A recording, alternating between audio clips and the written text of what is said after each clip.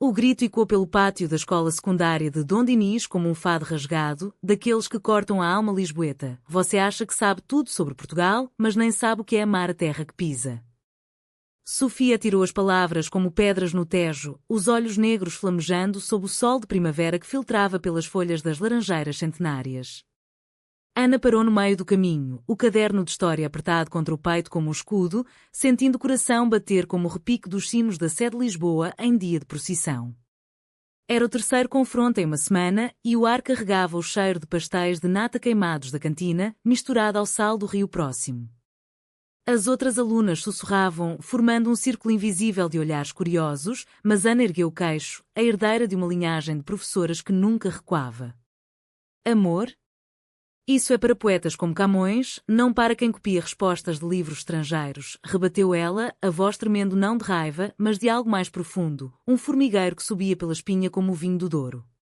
Sofia riu, amarga, virando-se para ir embora, mas o destino, caprichoso como as marés do Atlântico, tinha outros planos. Naquele exato momento, a diretora surgiu no pátio, o rosto severo como as gárgulas da Torre de Belém, anunciando os pares para o Concurso Nacional de Património Cultural. E ali, no quadro improvisado de cortiça, os nomes de Ana e Sofia brilhavam juntos, como ouro em meio ao azulejo rachado.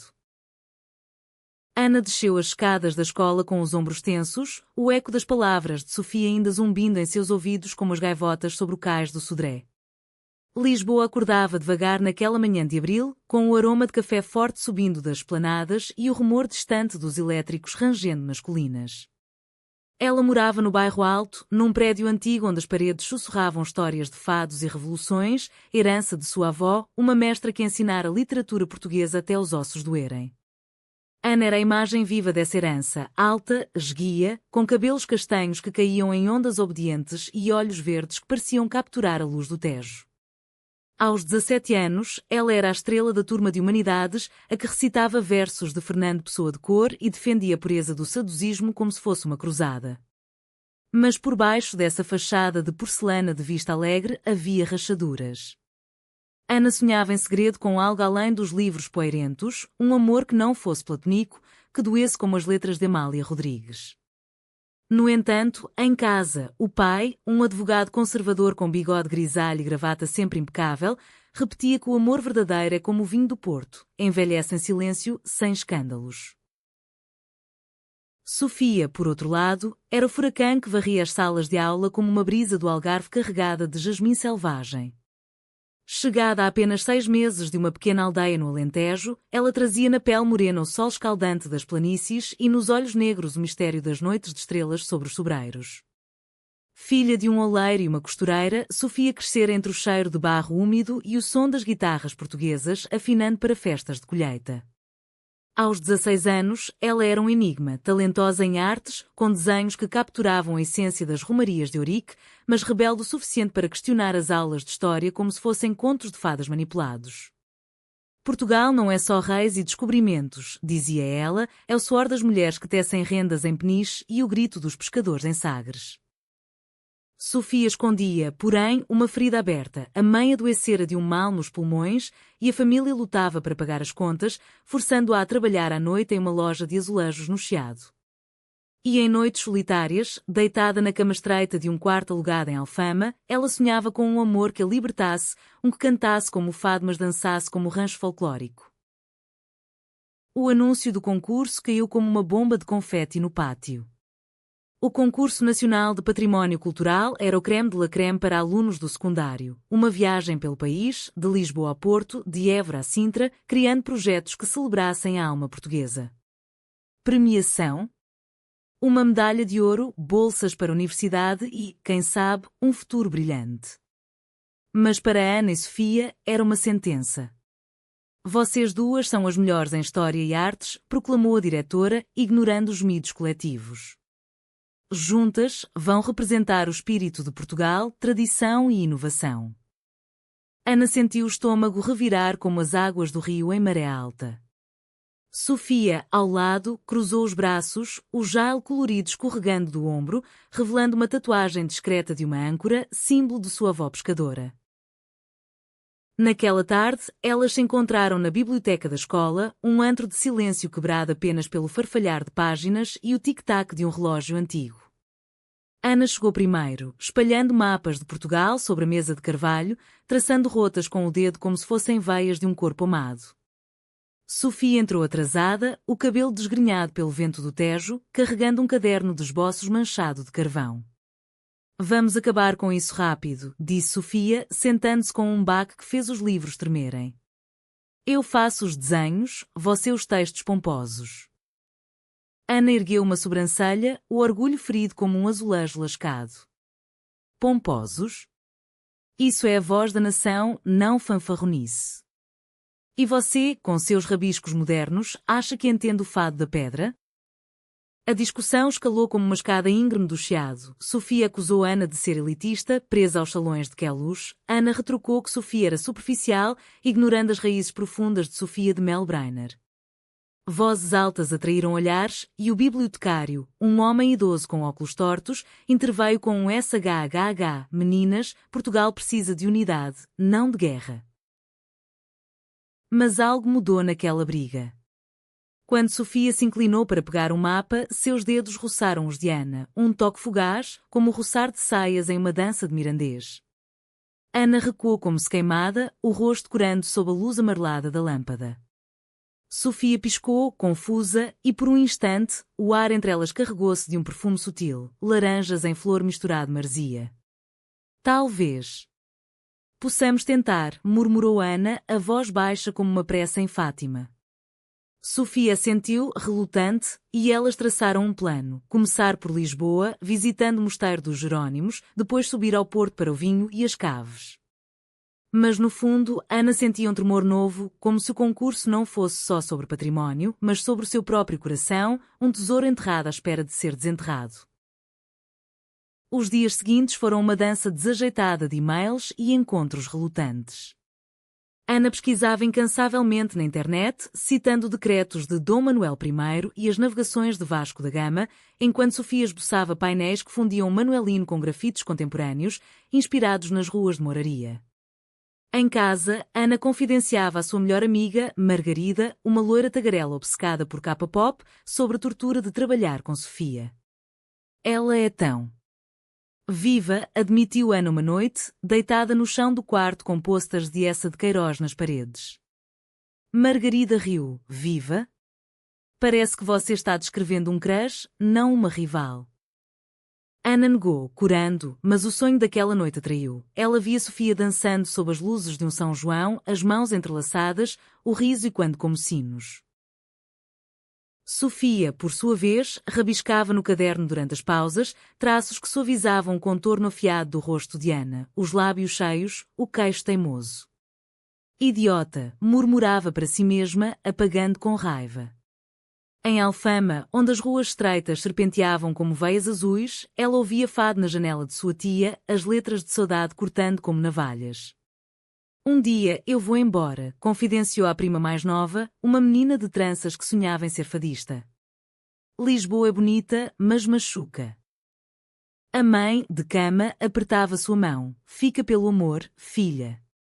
O amor é o nosso maior património. Sofia assentia, mas seu coração, rebelde como as ondas de Nazaré, ansiava por algo que ancorasse.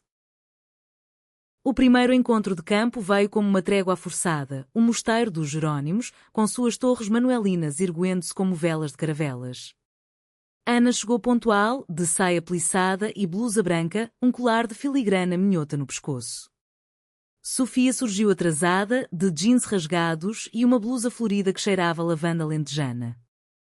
Vamos ver se sua pedra fria inspira algo, provocou Sofia, mas seus olhos se arregalaram ao entrar no claustro, onde a luz filtrava através de arcos como rendas de sol.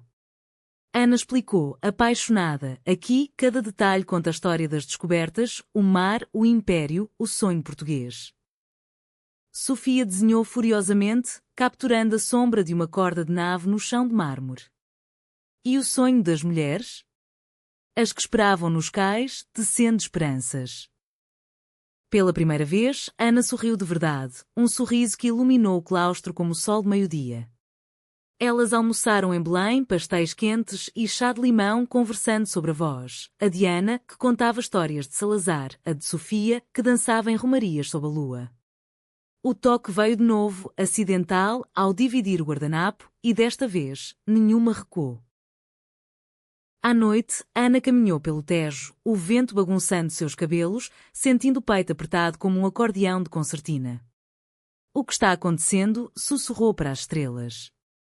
Em Alfama, Sofia tocava viola imaginária, as notas e quando em sua mente como um fado inédito.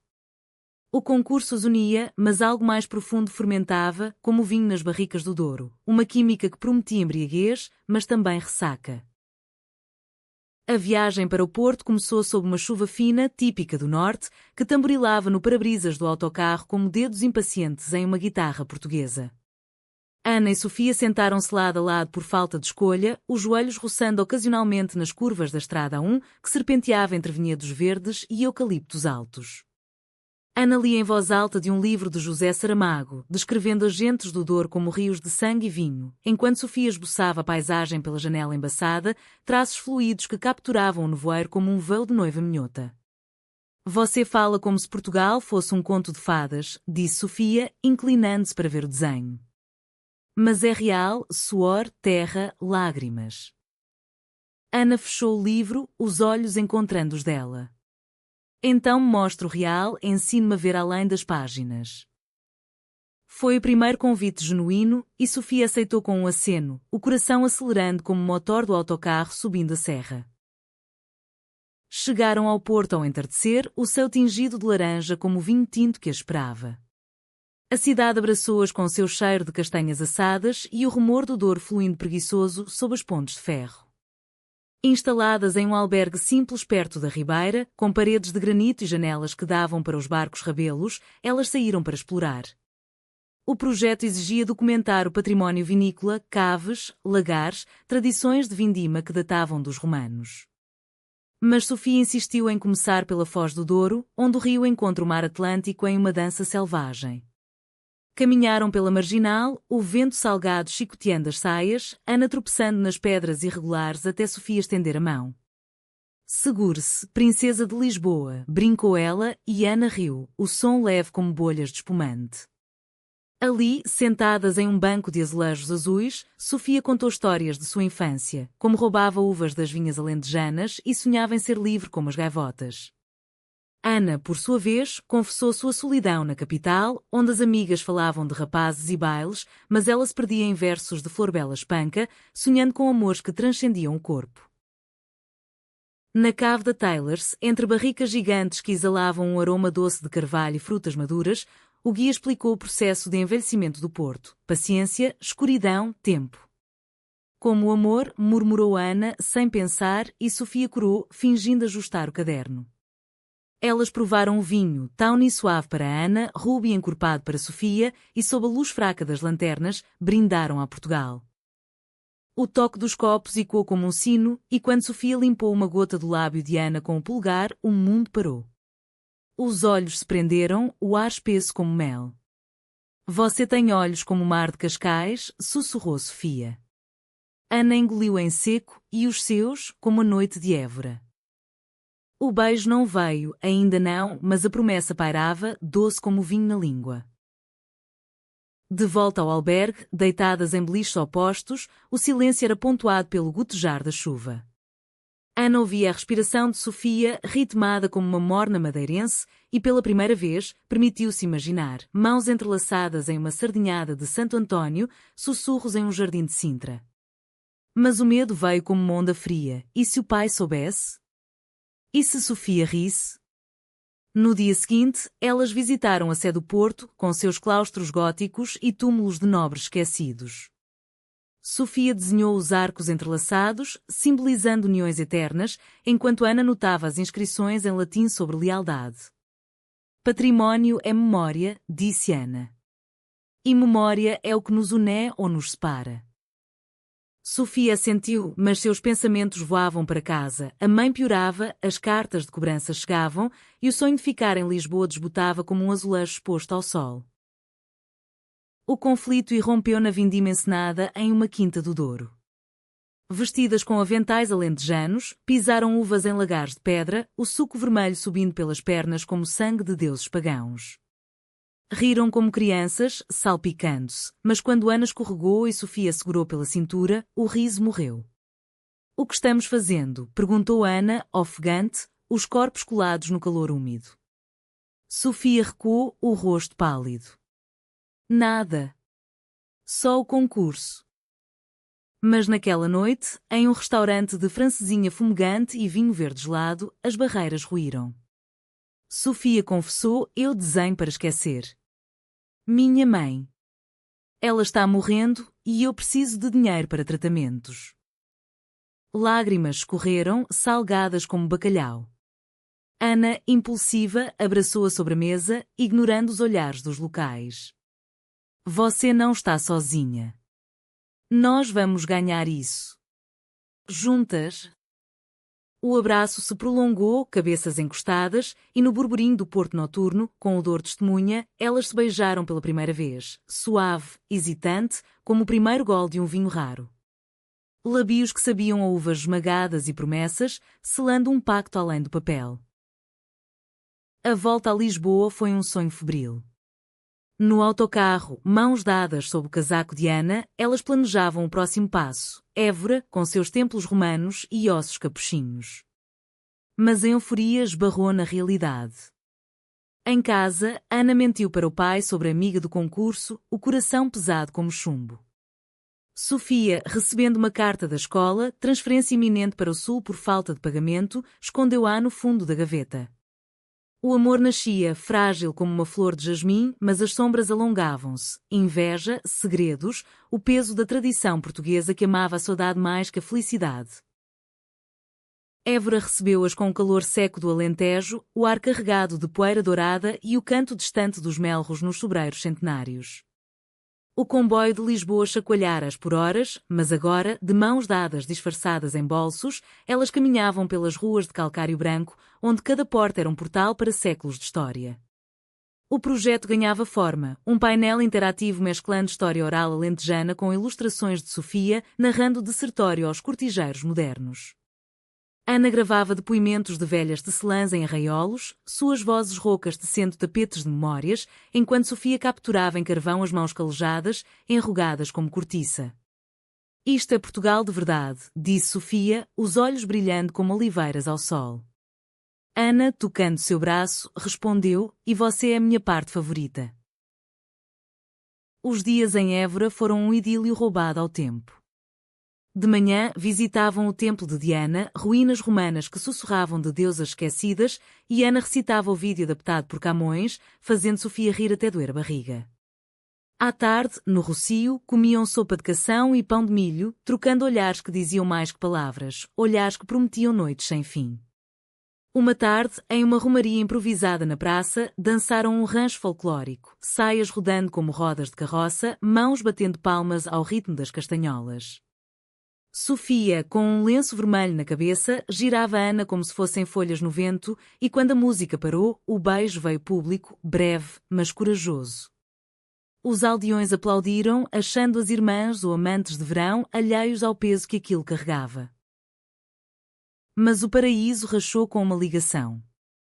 Sofia atendeu no quarto de uma pensão simples, paredes caiadas cheirando a tomilho. Mãe? Respira, por favor. A voz do outro lado era um fio, fraca como uma vela no vento. O hospital em Beja exigia mais exames, mais dinheiro. Sofia desligou, as lágrimas caindo como chuva de verão, e Ana encontrou-a encolhida na cama, o corpo tremendo. Eu não posso contar a ninguém, soluçou Sofia. Eles vão me mandar embora. Ana deitou-se ao lado, envolvendo-a em braços que cheiravam a lavanda de Lisboa. Conta a mim. Eu sou o seu porto seguro. Naquela noite, entre sussurros e beijos castos que acalmavam como um fado lento, Sofia revelou tudo, a dívida, a transferência forçada para uma escola no sul, o medo de perder não só a mãe, mas o amor recém-nascido. Ana jurou, vamos ganhar o concurso. A medalha paga tudo. Mas no fundo, o medo de Ana crescia, medo de um mundo que ainda via o amor delas como aberração, como um azulejo fora de padrão. De volta a Lisboa, o outono tingia as folhas de castanho e o projeto fervilhava. Elas se encontravam no mirador de Santa Catarina, com vista para o Tejo, onde Ana lia poemas de Sofia de Melbrenner, O Mar é Isto, Não é Água Parada, e Sofia desenhava retratos delas duas, fundidas em uma tapeçaria de elementos portugueses, âncoras, oliveiras, estrelas de fado. O amor aprofundava-se em gestos simples, Ana cozinhando bacalhau à brás para Sofia, que retribuía com uma serenata de viola imaginária, imitando Amália. Mas as sombras adensavam. Margarida, a amiga de Ana, notara as ausências, os olhares distantes. Quem é essa Sofia que te faz sorrir assim? Perguntou em um café do Chiado, mordendo um travesseiro de ovar. Ana hesitou, mas confidenciou. É mais que uma amiga. Margarida arregalou os olhos, mas abraçou-a, então cuida dela. Portugal ama os amores verdadeiros, mesmo os que não rimam com o esperado. A traição veio sutil, como veneno em vinho doce. Em uma reunião do Clube de História, Margarida, invejosa do brilho novo de Ana, deixou escapar para um grupo de rapazes, a Ana e a Nova. Elas são íntimas demais para um concurso. Os sussurros espalharam-se como fumaça de uma fogueira de São João. Lesbianas? Na nossa escola? Sofia ouviu primeiro, no corredor, uma garota rindo. A alentejana seduziu a lisboeta com feitiçaria do sul. Correu para Ana, olhos vermelhos. É por nossa causa? Ana negou, mas o dano estava feito. O pai de Ana, ouvindo rumores pela rede de advogados, confrontou-a à mesa do jantar, com arroz de pato fumegante esfriando. É verdade? Essa amizade? Ana, com o coração em frangalhos, gritou: Amor, pai! É amor!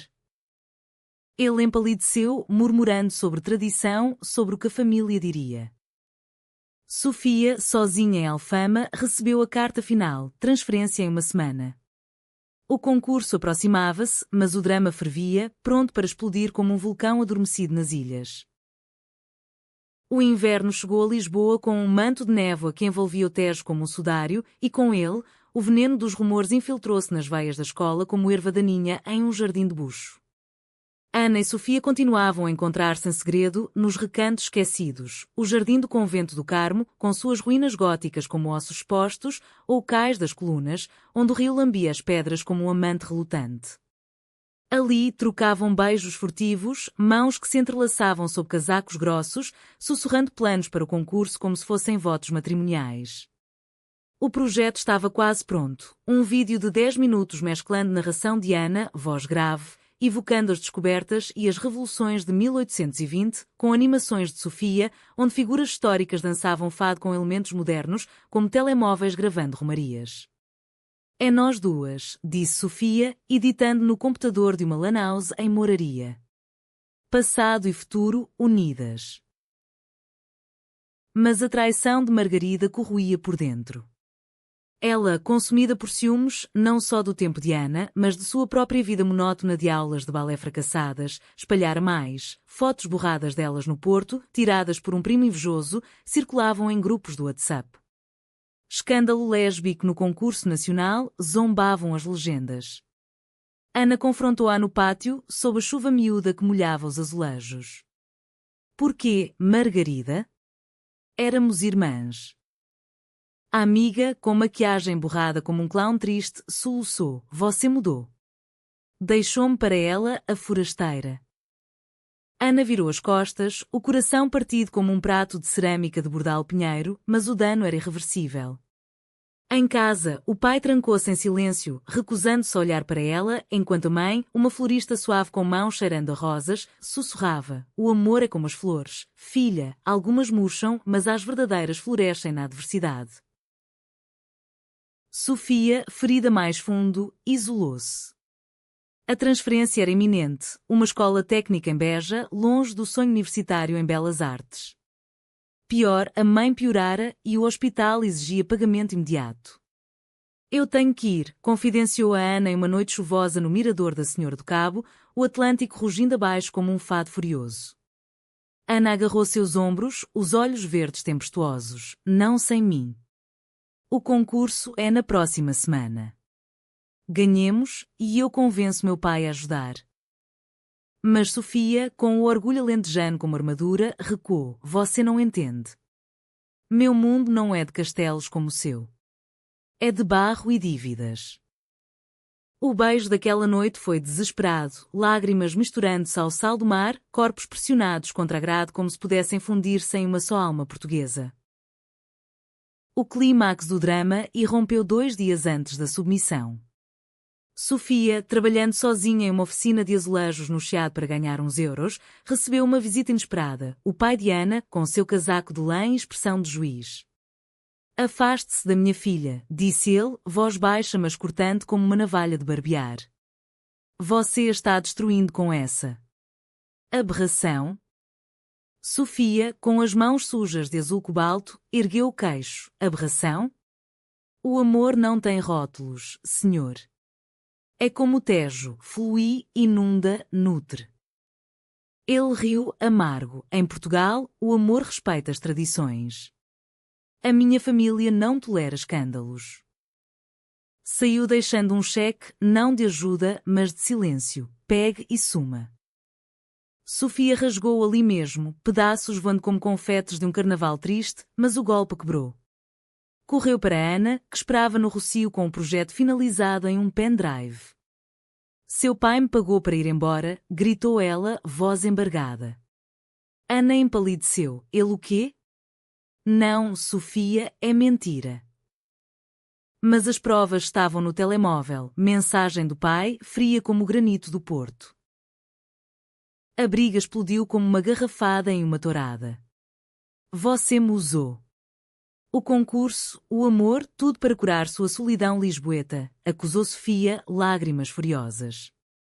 Ana rebateu, ferida. E você? Escondeu a transferência, me deixou sonhar sozinha. É uma traidora. Palavras como facas voaram, elitista, vagabunda do sul. E quando na praça vazia, onde um grupo de turistas olhava boquiaberto. Sofia virou-se e correu, engolida pela multidão do Chiado, deixando Ana ajoelhada na calçada molhada, o pendrive escorregando para o esgoto como um sonho afogado. Naquela noite, sozinha em casa, Ana ouviu fado na rádio, estranha forma de vida de Amália, e chorou até o amanhecer, o peito doendo como se o coração fosse um lagar pisado. Sofia, em Alfama, embalou a mãe doente, jurando partir sem olhar para trás, mas o vazio era um abismo. Sem Ana, Portugal perdia cor, como um quadro sem tinta. Os dias finais foram um purgatório. Ana submeteu o projeto sozinha, editado às pressas, removendo os desenhos de Sofia como se removesse um membro. Sofia pegou o comboio para o sul, o bilhete amarrotado na mão, olhando pelas janelas planícies alentejanas como uma prisioneira. O concurso, marcado para o Palácio da Ajuda em Lisboa, parava como uma sentença. Mas no fundo de ambas, uma faísca persistia, a química que o destino acendera, teimosa como oliveira no seco. O Palácio da Ajuda erguia-se majestoso sob o céu cinzento de dezembro, suas paredes amarelas como um mel envelhecido contrastando com os jardins formais onde fontes murmuravam segredos de rainhas esquecidas. O salão nobre fervilhava de alunos de todo o país, rapazes de trajes minhotos, meninas com lenços madeirenses, todos nervosos como novilhos antes da leilão. Ana chegou sozinha, o vestido azul simples como o Tejo em dia calmo, mas o coração em tormenta. O projeto, mutilado sem os traços de Sofia, pesava em sua bolsa como chumbo. No pódio, jurados ilustres, um historiador de Coimbra, uma artista do Porto, uma ministra da Cultura, observavam com olhos de falcão. A presente, Ana Ribeiro, chamou o moderador e ela subiu, a voz tremendo como folhas em vendaval. As palavras saíram mecânicas, descrições do Manuelino, das navegações, do fado como alma nacional. O vídeo rodou, mas sem a magia, as animações estáticas, sem a dança de Sofia. Os jurados assentiram, educados, mas Ana via o vazio em seus olhos, como se Portugal fosse um esqueleto sem carne.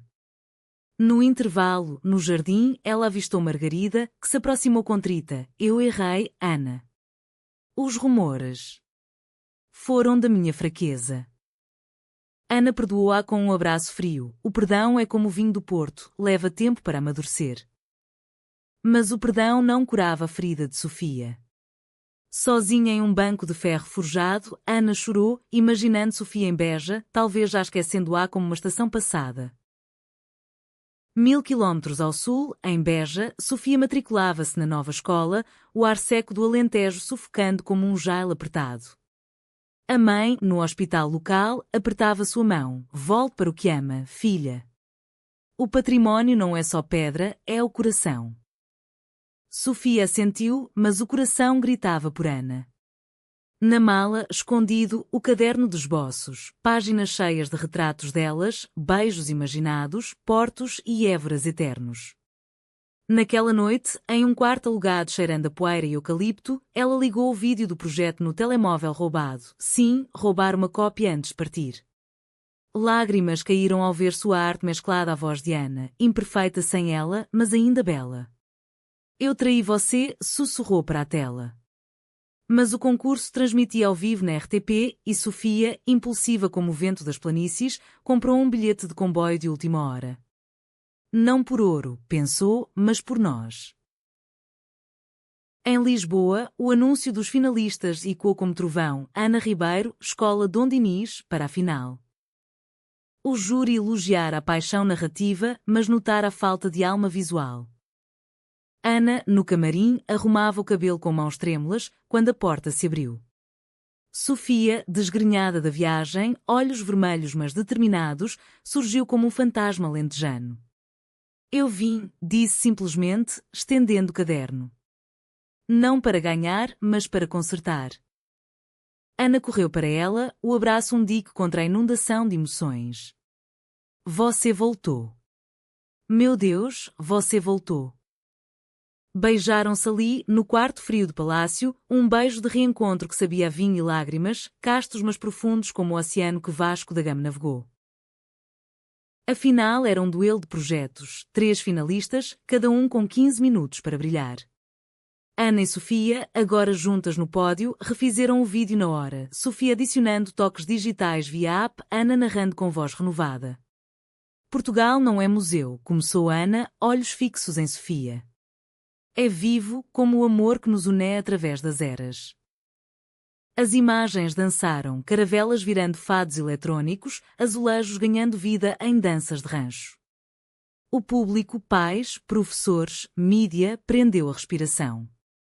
O historiador de Coimbra limpou uma lágrima, a artista do Porto aplaudiu de pé.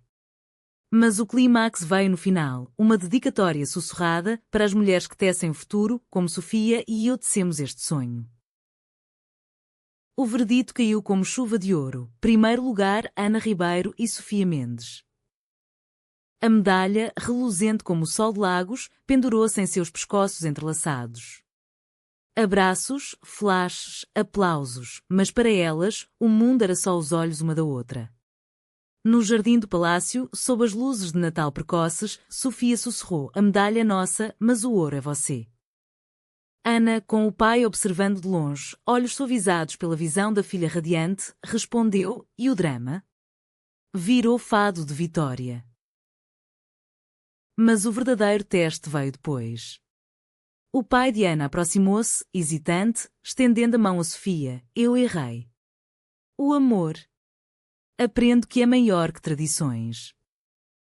A mãe de Sofia, milagrosamente estabilizada com a bolsa da premiação, ligou chorando. Volte para Lisboa, minha flor. Margarida, redimida, organizou uma sardinhada de reconciliação no bairro Alto, com fado ao vivo e dança até o amanhecer. O ano novo encontrou Ana e Sofia no terraço de um café em Alfama, com Lisboa aos seus pés como um tapete de luzes piscantes. Fogos de artifício explodiam sobre o Tejo, e quando as explosões do coração delas, alívio, alegria, um amor testado no fogo da adversidade. A medalha repousava na mesa, entre copos de moscatel e amêndoas torradas, símbolo não só de vitória, mas de resiliência, como as oliveiras alentejanas que sobrevivem secas seculares. Sofia, com o cabelo solto ao vento noturno, traçava círculos na mão de Ana. Eu pensei que o sul me engolisse, como Douro as uvas. Ana sorriu, beijando seus dedos, mas o amor é rio que volta ao mar. Nós voltamos. Os meses seguintes tecessem uma tapeçaria de cura. Com a bolsa da premiação, Sofia pagou os tratamentos da mãe, que, contra todas as probabilidades, recuperava-se devagar, como uma fadista que encontra a nota perdida. A família mudou-se para um apartamento modesto em Lisboa, perto do Tejo, onde o som das águas acalmava as noites insones. Ana, por sua vez, confrontou o pai em uma conversa longa à mesa da cozinha, com o aroma de caldo verde pairando. Pai, Portugal mudou das descobertas à Revolução dos Cravos. Nosso amor é o próximo passo. Ele, homem de poucas palavras, assentiu: eu vi você brilhar, filha. Isso basta. Aos poucos, a família expandiu-se. Jantares onde o pai de Ana provava ensopado alentejano feito por Sofia e a mãe trocava receitas de filhós com a dela. A escola transformou-se em palco de lições. Os rumores morreram como fogueiras de Midsommar, substituídos por admiração, o casal que conquistara ouro com amor e arte. Margarida tornou-se aliada, organizando um clube de património queer, celebrando figuras como as poetas lésbicas de outrora, de Natália Correia a Sofia. Ana e Sofia lideravam palestras sobre amor como património, das muralhas de Óbidos aos corações abertos. Sofia inscreveu-se em Belas Artes, seus desenhos agora expostos em galerias do Chiado, misturando azulejos com narrativas LGBTQ+. Ana, rumo à Universidade em Letras, escrevia um livro, Fados Inacabados, Contos de Amores Proibidos na Lisboa Eterna. O clímax emocional veio no verão em uma romaria em Ourique, berço da nação, onde Afonso Henriques sonhara impérios. Sofia levou Ana à aldeia de sua infância, sob os sobreiros sagrados. Caminharam de mãos dadas pelas planícies, o sol batendo como bênção, e pararam em uma capela antiga, onde velas tremulavam como corações. Aqui eu sonhei você, disse Sofia, ajoelhando-se não em súplica, mas em gratidão. Ana, emocionada, respondeu com um anel simples de filigrana: case comigo, não em papel, mas em alma. Seja minha aliada eterna. Sofia aceitou, o beijo selando sob o céu estrelado, com o vento cantando um fado particular. Anos depois, casadas em uma cerimônia discreta no cartório de Lisboa, com o Tejo testemunha e amigos em trajes folclóricos, elas viajavam pelo país, palestrando sobre património inclusivo.